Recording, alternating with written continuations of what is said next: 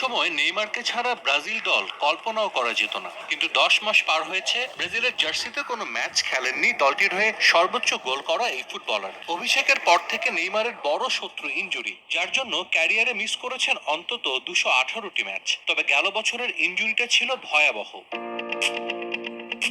অক্টোবরে উরুগুয়ের বিপক্ষে বিশ্বকাপ বাছাইয়ের ম্যাচ খেলার সময় বাম হাঁটুর লিগামেন্টে চোট পান নেইমার। এরপর 300 দিনেরও বেশি পার হয়েছে, মাঠে নামেননি। রেকর্ড ট্রান্সফার ফিতে আল হিলালে যোগ দেয়া এই ফুটবলার সৌদি ক্লাবটির হয়ে খেলেছেন মাত্র 5 ম্যাচ।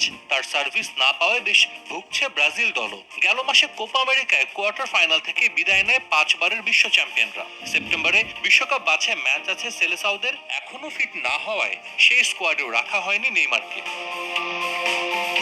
অনেকেই ব্রাজিল দলে নেইমারের ভবিষ্যৎ নিয়ে শঙ্কা প্রকাশ করেন, তবে ব্রাজিলের কোচ উড়িয়ে দিয়েছেন সব গুঞ্জন। ব্রাজিল দলে নেইমার কতটা গুরুত্বপূর্ণ তা স্পষ্টভাবে বলেছেন আরও একবার।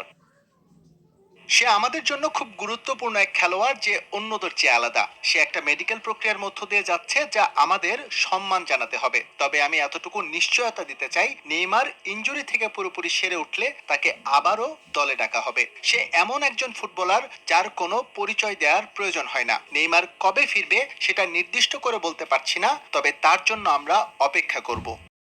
ব্রাজিল দলে একজন নেতার অভাব স্পষ্ট। কোপা আমেরিকায় দল ভালো করেনি, বিশ্বকাপ বাছাই পর্বেও তারা ধুঁকছে। 2026 বিশ্বকাপ বাছাই পর্বে দক্ষিণ আমেরিকা অঞ্চলে 10 দলের মধ্যে ষষ্ঠ স্থানে আছে ব্রাজিল। 6 ম্যাচে জয় পেয়েছে, মাত্র 2টিতে হেরেছে 3 ম্যাচে। অন্যদিকে বাছাই পর্বের শীর্ষে থাকা আর্জেন্টিনার 6 ম্যাচে সংগ্রহ 15 পয়েন্ট।